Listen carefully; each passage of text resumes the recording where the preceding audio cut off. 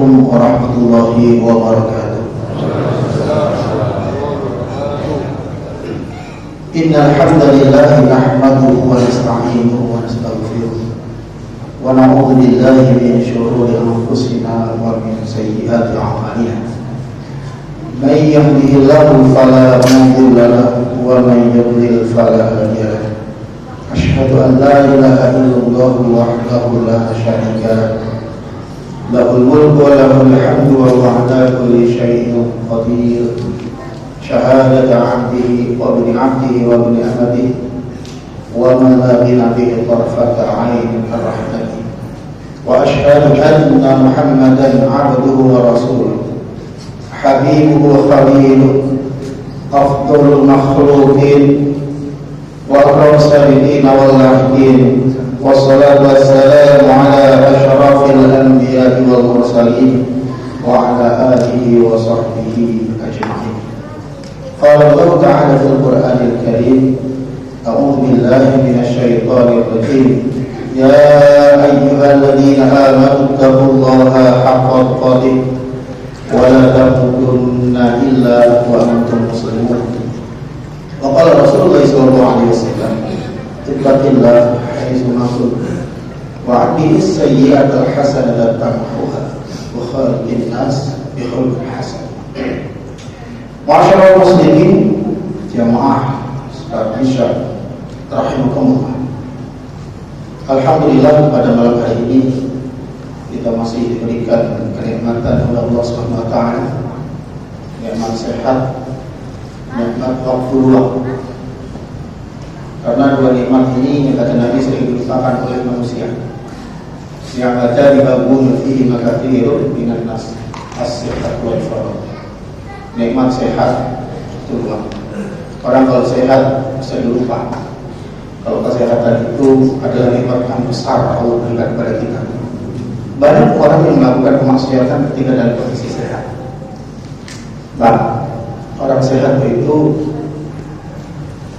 makan buka puasa nasi dengan rendang dan kalau sehat.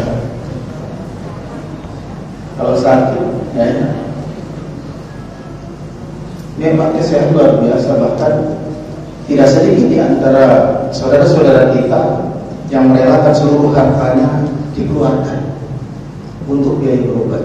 Betul, rumah sakit, orang dicari yang lebih hebat, lebih lengkap. Yang dicari cuma satu, sehat.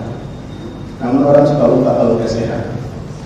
Harusnya digunakan untuk beribadah, malah digunakan untuk maksiat. Yang kedua, waktu luang. Waktu luang juga orang sering menggunakannya untuk hal-hal yang tidak bermanfaat. Digunakan untuk sia-sia aja. Tidak tahu tiba-tiba Ramadan udah setengah, usia juga udah separuh, dan kita tidak tahu garis finish kehidupan kita sampai di mana. Tahu-tahu sudah innalillahi wa inna ilaihi raji'un. Para bapak dan ibu rahimakumullah, ketika berbicara tentang menyongsong kebangkitan Islam, berarti kita akan membicarakan sejarah peradaban Islam. Ini membutuhkan waktu yang sangat panjang sebetulnya kalau berbicara tentang sejarah peradaban Islam. Namun di waktu yang singkat ini saya ingin menyampaikan luarnya saja. Ketika kita membicarakan bahwa menyongsong peradaban kebangkitan Islam, maka Islam pernah memiliki kejayaan yang sungguh luar biasa ketika itu. Pada tahun 650 sampai tahun 1250 Masehi terdapat dua kerajaan Islam yang begitu besar. Yang pertama adalah Daulah Utsmaniyah Abbasiyah. Yang kedua adalah Daulah Umayyah. Para jemaah rahimakumullah, Daulah Umayyah ditandai dengan semakin meluasnya wilayah kekuasaan Islam dan berdirinya gedung-gedung pusat dakwah Islam. Jadi Bani Umayyah meninggalkan sejarah yang sungguh luar biasa memiliki wilayah kekuasaan yang sangat luas. Islam luas ketika itu, dan memiliki gedung-gedung dakwah pusat kegiatan Islam. Lalu yang kedua, Daulah Abbasiyah. Dengan adanya ini, maka ilmu pengetahuan semakin berkembang, ekonomi pesat, bahkan dari segi militer itu sangat kuat. Dan umat Islam memiliki kejayaan yang sungguh luar biasa dan panjang.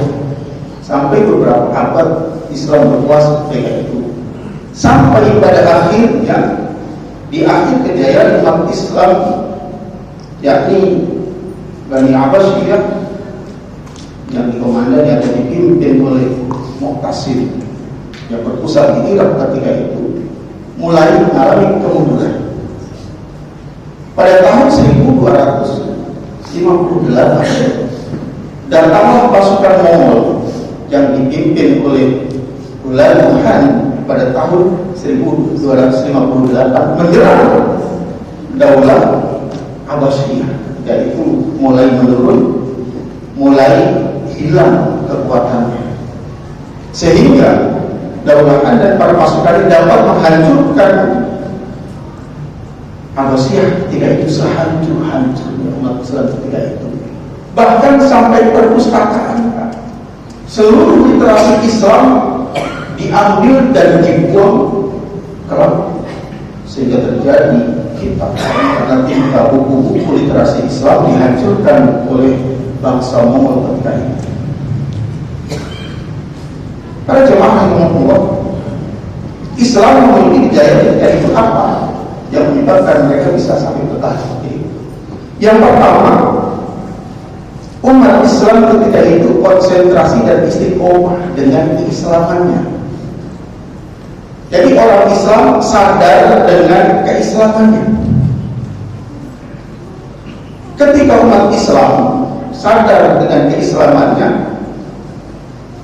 berperilaku sesuai dengan Islam, beramal sesuai dengan Islam, maka akan tumbuh ekonomi stabil, akan tumbuh kesetaraan, akan tumbuh kemakmuran di antara kaum muslimin. Maka sebetulnya bulan Ramadan yang setiap tahun kita lalui ini adalah sebagai tarbiyah bagi kita untuk mengaplikasikan Islam itu dalam kehidupan sehari-hari. Maka di bulan Ramadan ini banyak sekali kita lihat kepedulian yang disampaikan atau diberikan oleh umat Islam kepada saudara-saudara yang lain. Ini yang paling penting adalah kesadaran umat akan agamanya. Kita lihat para bapak sekalian rahimahumullah, di mana-mana sekarang ini masjid sudah mulai longgar. Seakan-akan Ramadan yang dinantikan 1 tahun itu akan hilang begitu saja. Hanya akan disambut sesuai dengan kadar seadanya. Di awal Ramadan ramai, penuh masjid-masjid.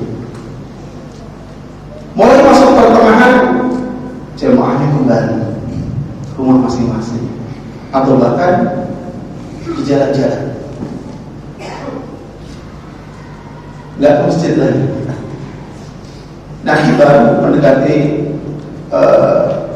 Lebaran Idul Fitri kembali sebagian, bahkan sebagian juga kembali lagi sampai nanti ketemu Ramadan yang kedua.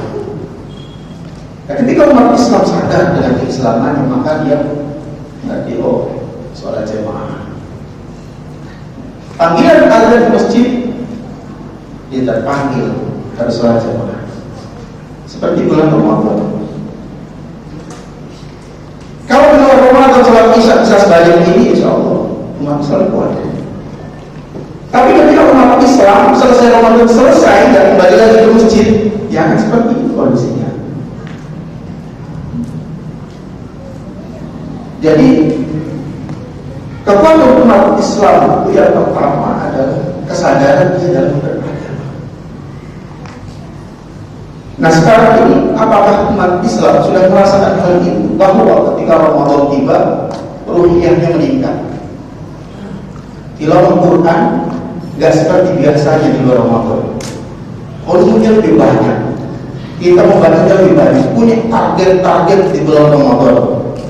Saya harus selesai minimal 30 juz satu kali dalam satu bulan, 2 kali, 3 kali. Kalau kita melihat ijtihad para ulama terdahulu menghatamkan Al-Quran bisa lebih dari 60 kali dalam sebulan menghatamkan Al-Quran. Para jemaah rahimahumullah. Kemudian faktor yang lain yang dapat mengokohkan kejayaan Islam ketika itu adalah ajaran Islam yang menjadi pendorong umatnya. Diawali dari kesadaran yang berislam, kemudian ajaran ini menjadi pendorong bagi umat menjadi penyemangat untuk melakukan dakwah. Dakwah itu tidak mesti harus dari ustaz. Dakwah itu setiap muslim wajib dakwah dengan cara kapasitas masing-masing. Tunjukkan bahwa kita ada sebagai seorang muslim. Tunjukkan bahwa kita bisa dikatakan rahmatan lil alamin dimulai dari pribadi Islamnya. Oh, ini sosok muslim. Di luar penyimpan, sekarang ini di Amerika, Inggris, Jerman, Jepang, banyak orang-orang yang masuk Islam karena melihat pribadi-pribadi muslim yang begitu menakjubkan. Bahkan sebagian ada berkaca pada saudara-saudara kita yang ada di Palestina begitu kuat imannya dan kondisi tekanan yang sungguh luar biasa, mereka masih tetap menjadi muslim yang kuat. Di kondisi di luar negeri sudah seperti itu. Bahkan banyak gereja-gereja yang sudah ditinggalkan oleh penganut berubah menjadi masjid. Para bapak dan ibu rahimahumullah. Lalu selanjutnya Islam sebagai tempat dakwah. Kembali lagi, dakwah itu bisa dilakukan oleh siapa saja, setiap orang Islam, setiap muslim melakukan dakwah dengan kapasitasnya masing-masing. Gak mesti harus ceramah. Ketika dia berdagang, tunjukkan bahwa dia berdagang muslim sesuai dengan apa yang diajarkan oleh Rasulullah SAW. Berikan kejujuran ketika berdagang, jangan mengurangi timbangan. Itu salah satu ajaran Islam. Dulu pernah para sahabat mengadukan nasibnya ketika berdagang di pasar. Kok ini dagangan orang Yahudi laris, banyak yang beli. Kemudian lapor pada Rasulullah SAW. Maka Rasulullah anjurkan kepada umat Islam ketika itu berdagang sesuai timbangan, lebihkan Islam. Ternyata dari hari ke hari berita ini tersebar luas di kalangan masyarakat bahwa kalau kita belajar ke orang Islam, maka kita akan mendapatkan barang yang lebih banyak daripada ke orang Yahudi. Tidak dikurangi timbangan, bahkan dilebihkan sebagai sedekah. Dan disitulah adanya keberkahan yang diberikan oleh Allah Subhanahu wa Ta'ala. Para jemaah rahimahumullah, tentu faktor yang kedua adalah terjadinya asimilasi antara bangsa Arab ketika itu dengan bangsa-bangsa di luar Arab yang sudah mengalami perkembangan kemajuan tentang ilmu pengetahuan. Ini yang menyebabkan Islam berkuasa atau berjaya sampai berabad-abad ketika itu. Maka di akhir Bani Abbasiyah dikalahkan oleh Mongol, habis hancur lebur. Apa penyebabnya bagi sekalian? Faktor-faktor yang menyebabkan kemunduran kejayaan Islam yang ketiga itu yang pertama adalah kurangnya rasa tanggung jawab pemimpin negara akan pentingnya menjaga wilayah kekuasaannya. Ketika awal-awal kejayaan Islam, wilayah Islam itu begitu luas. Maka di akhir-akhir itu sudah mulai kendor untuk pengawasan wilayahnya sehingga musuh sudah mengincar. Lalu yang kedua, lemahnya sikap para pemimpin negara. Hal ini bisa menyebabkan krisis ekonomi terjadi di lingkungan masyarakat. Jadi ketika satu tahun menjawab, sebetulnya awalnya adalah tentang turunnya kesadaran dalam agama ini menyebabkan hancurnya seluruh aspek kehidupan yang ada ketika itu. Maka Islam, kejayaan Islam ketika itu hancur di tangan Mongol. Karena jemaah pertanyaannya adalah, mungkinkah saat ini Islam akan bisa bangkit kembali seperti masa kejayaan Islam berabad-abad? Jawabannya bisa, asal kembali kepada bagaimana orang Islam ketika itu berjaya, sadarnya umat dalam beragama. Pak, kira-kira bisa bangkit lagi nggak kalau model rawehnya, model Ramadannya kayak gini setiap tahun, Pak? Berkurang sesuai dengan berjalannya waktu Ramadan.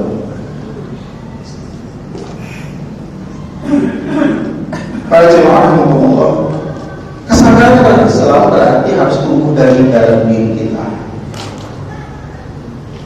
Di bulan Ramadan, yuk kita semangat, mumpung lagi iroh, semangat dalam beribadah meningkat, dijaga. Tapi kan masih banyak umat Islam yang memang belum menyadari itu. Yang kedua, yang terpenting lagi nih Pak, para remaja, anak-anak muda kembali lagi ke masjid. Kalau saya ke masjid itu jarang sekali menemukan anak-anak muda. Kalau di sini alhamdulillah MC-nya muda. Di tempat-tempat lain itu udah kakek-kakek semua MC-nya. Anak mudanya sudah tak ada. Miris Pak. Apa yang bisa ditemukan dengan anak muda sekarang? Kita lihat, saya sering keluar sebelum subuh. Di jalan itu, di depan kecamatan Taman Utara, saya tinggal di Gabus Pak. Saya tinggal di Gabus. Di depan kecamatan Taman Utara itu, puluhan, bahkan mungkin ratusan anak muda yang di situ dia nongkrong untuk menyaksikan balapan liar. Setiap malam Ahad itu begitu. Kalau kita bisa lihat kondisinya, kita sadari atau tidak sekarang anak muda banyak yang hilang dari masjid, banyak yang hilang, atau mungkin di rumah, di jalan. Di rumah pun kita sebagai orang tua jangan merasa kita aman kalau anak kita ada di rumah. Tidak, harus dicek Pak. Sekarang smartphone ini Pak, ini lebih berbahaya. Mungkin dia ada di dalam kamarnya, tapi dia bisa mengakses informasi seluruh dunia, yang mungkin informasi itu dapat menghancurkan masa depannya. Kalau baca berita-berita yang beredar yang sangat miris, banyak anak-anak muda yang terjerumus, banyak anak-anak muda yang hancur masa depannya. Diawali dari sini, mengakses sesuatu yang mengancam kehidupan mereka. Kalau kita lihat kesuksesan Islam dahulu, anak-anak muda yang menjadi pemimpin, anak-anak muda. Kalau kita lihat di Indonesia itu jenderal yang pertama siapa? Jenderal Sudirman, Panglima Besar Sudirman. Itu salah satu jenderal yang punya bintang 5. Ketika pada usia 31 tahun beliau sudah memiliki 4 bintang. Anak muda yang berjuang mempertahankan NKRI ini walaupun dalam kondisi ditangguh. Sekarang kita lihat anak-anak muda siapa yang berjuang untuk Islam, minimal untuk dirinya sendiri sebagai seorang muslim. Kita lihat anak muda di jalan luar biasa, hampir tidak terkendali Pak, hampir tidak terkendali. Maka ketika kita bicara tentang menyongsong kebangkitan Islam, kita diam bisa, tapi dengan syarat tadi, kita harus kembalikan anak-anak muda ke masjid. aktif di masjid, aktif berjamaah di masjid, aktif taklim di masjid. Jika masjid itu hanya diisi oleh orang-orang dewasa atau lebih dari dewasa, orang tua, maka kita akan terputus dengan generasi muda yang akan mengisi berikutnya. Bisa jadi masjidnya kosong. Karena generasi awal sudah tidak ada, generasi penggantinya belum ada, masih di jalan.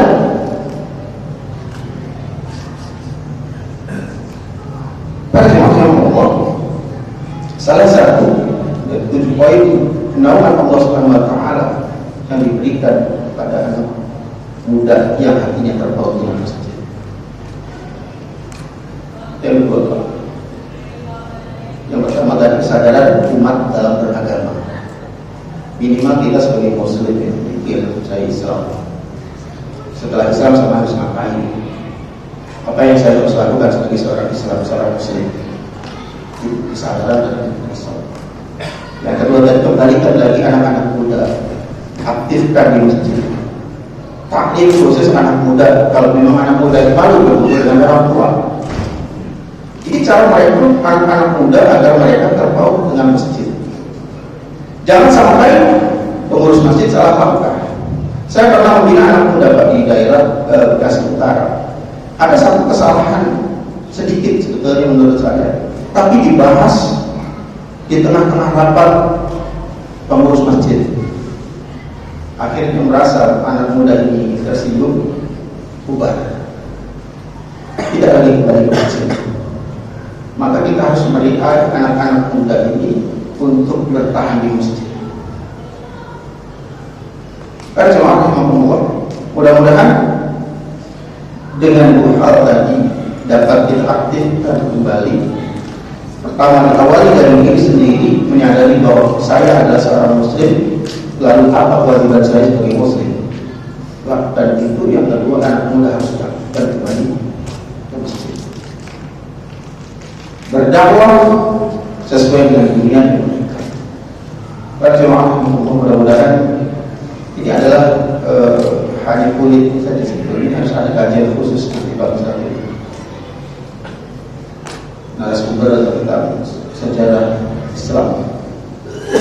Mudah-mudahan ini sebagai pengantar saja yang dapat kita jadikan bekal bahwa kebangkitan Islam bisa terjadi di Indonesia bila dua poin tadi bisa terpenuhi. Demikian yang saya sampaikan.